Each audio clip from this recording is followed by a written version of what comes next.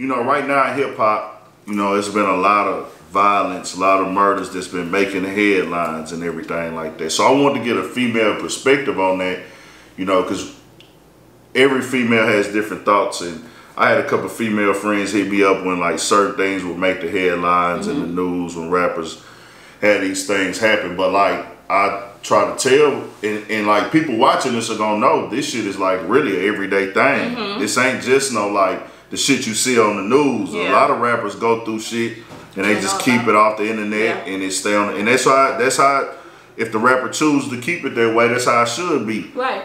Me personally, with the street side of the rap game, I don't get involved in it. If it hits all the blogs and all the news, then I'll speak on it. If they post it to Instagram on their own and everybody pick it up, okay, I'll speak on it once one of the supporters from the YouTube DM it to me, or they'll comment on the old YouTube video and tell me, hey, this and this happened, look at this.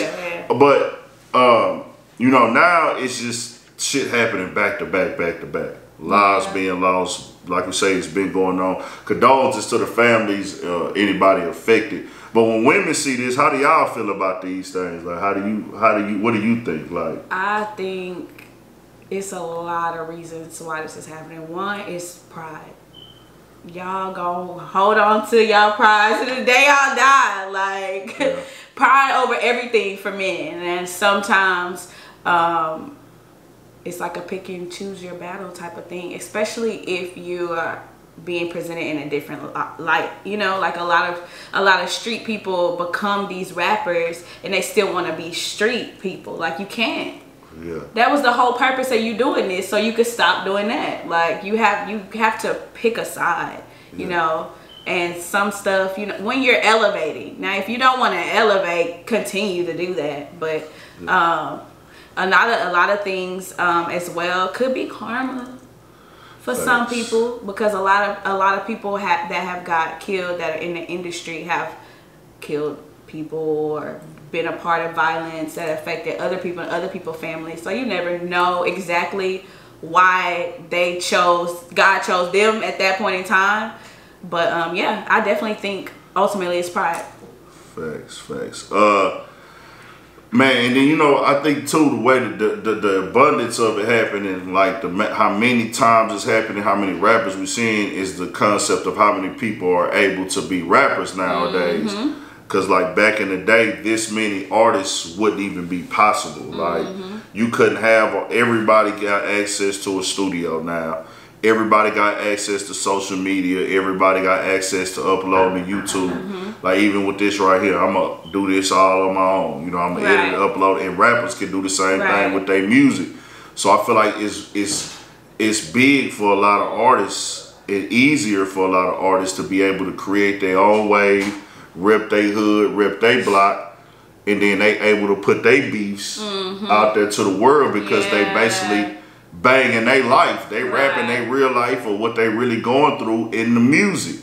And you able to see that. And so now the whole world knows who they enemies are or what block they beefing with. And then that even gives the other side an opportunity to get them a buzz going too. Once you diss the other side, okay, well now nigga, we want to hear what the other, cause your shit banging.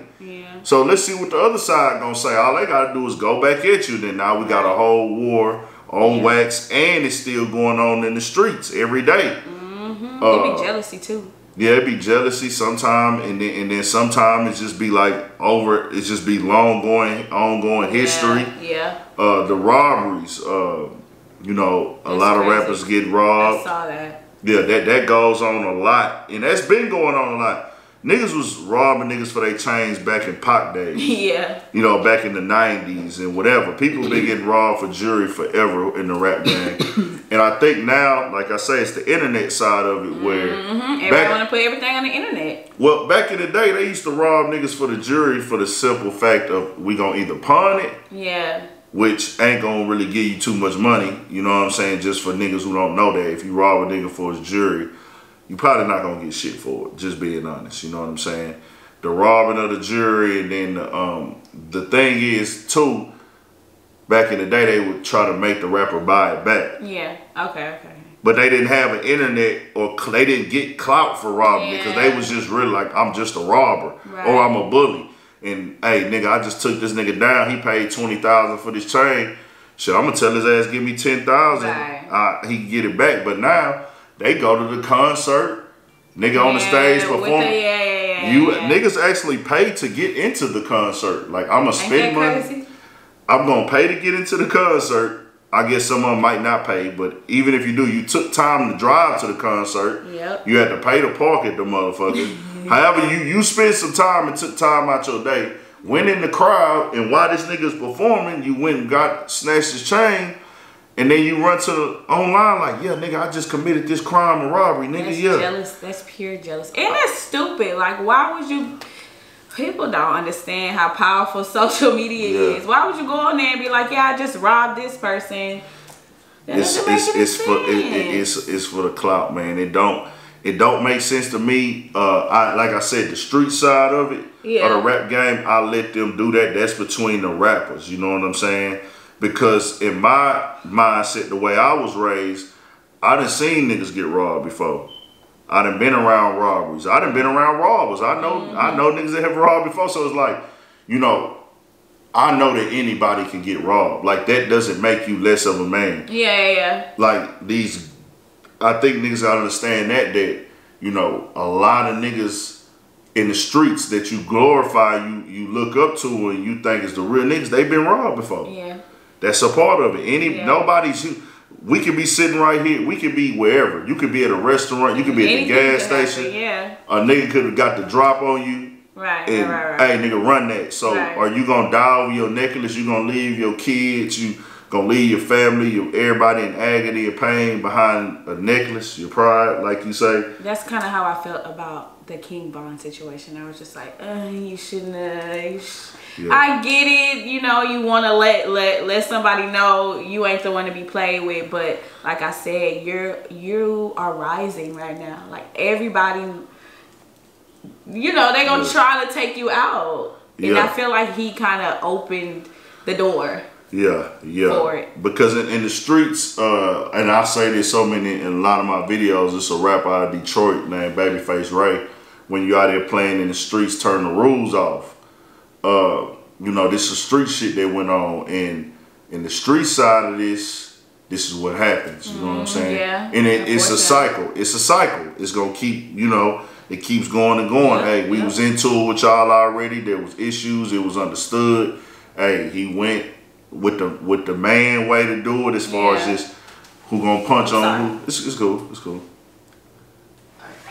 But then it led to something else, and that's how it happened in the streets a lot. So I hate to see that though. You know, for somebody that had that much talent and that much star power, and you know, fucking with the streets, and then it's just, you know, you don't want to see these type of things happen. And I'm never gonna be the nigga to glorify and tell these young brothers. And I try to tell people with my YouTube platform, please understand, I don't want to see rappers kill each other. So it's niggas that came on here and told me they like seeing this.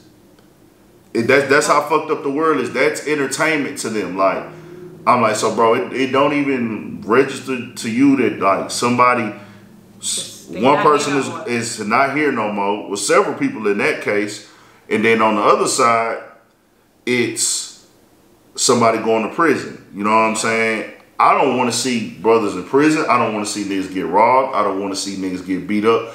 I guess because I know the real effects of this shit, and I'm able to be human, but the people from the internet are just spectators. You know what I'm saying? Like I say, I've had some call in and say, like, on the YouTube live, like, hey, man, no, man, that's what the people need to see, man. And I'm like, for what? So we saw it, and then what? They don't care. What was the purpose? That's what I say. And you know, that's what I say with the streets. Let the streets do what the streets do. If it makes it to the internet, which in this day and age, a lot of shit makes it to the internet, a lot of shit doesn't. If it makes it there, okay, then do what you do about it, but whatever. But it's just like the insensitivity of the fans and the supporters, man. And their family. Yeah. Like, come on now. Yeah. That's the. I just think put yourself in other people's shoes. But some people are just heartless. Like they don't care. But like you don't. I do not want to see someone I'm close to a video going viral of them dying. Facts.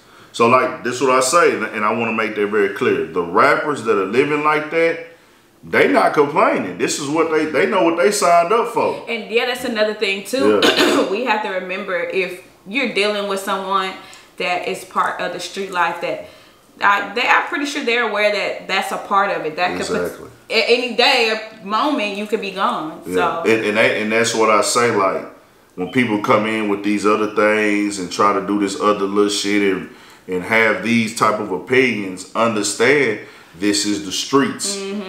I don't tell the streets how to be street. I don't tell the streets how to move. I talk to the people on the outside, and I'm talking to the niggas that's 15 and 16 and shit like that. I'm not talking to the niggas who are already in it. Their decision is already made, and I would never try to tell them how to live. You know what I'm saying?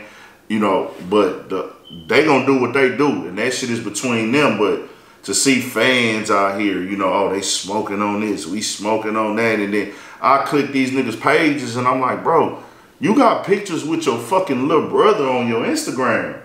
You got pictures on your Instagram with your mama, and you never been 1,000 feet or whatever close to any of these rappers, and you feel the need to say to diss the dead. You know what I'm saying? That shit is insane to me. But it's a cycle that's been going on with rap and hip hop. It's not gonna stop. It's part of the culture. It's just more part of the culture now because of the internet and shit. You know what I'm saying? So and a lot of people that are becoming, like you said, a lot of people that are becoming rappers are still affiliated with the streets. Yeah. So and then that's another thing. They're not making it any better. Like they're not promoting a different life. Well, to be honest, that doesn't sell. You come out. Of course. You come out unless you just a super duper lyricist, and that does sell. You can be a cold lyricist and make good music, but it's hard to sell that now. Yeah. Like the drill, the op rap, the drill rap, the street rap, trap rap. You can still do that and portray your normal life as not that. Yeah. So that's what I mean. Like Cardi B talks about whatever she talk about, but then through the whole election, she was, promoting to vote, stuff like that. So even though you still rap about these things, you could still be on the back end like, hey, like go to school. Facts. Something like that. Facts. Yeah, man, I just try to tell people, for the artists out here, anybody out here in the street, the niggas in the streets, it, how to end. It ain't a game. It ain't nothing to play with. If you ain't ready for those consequences. and those, like I say, those niggas in their lifestyle, they understand that. That's why you don't hear them complaining. They willing to get out there and beef and have smoke and grease with niggas and do all that shit. So I sit back, let them niggas do them. All the niggas who try to instigate even more and promote the negative side even more and play both sides, and I really hate that. I hate niggas that play both sides with the shit as far as like that shit is weird, even with just fans in the comments playing both sides and the give and take shit, the manipulation, all of it, man. It's crazy right now. But hey, make sure y'all tap in Jessica Michellee, 3 S's. 2 E's. 2 E's. Don't forget my E's. Okay. Jessica Michellee, 3 S's, 2 E's on Instagram. Yes. And also Sip and Spill podcast with an underscore. Sip and underscore Spill on Instagram. Y'all make sure y'all tap in, subscribe to the Sip and Spill podcast on YouTube immediately right after this video. Make sure y'all tap into her platform 1000.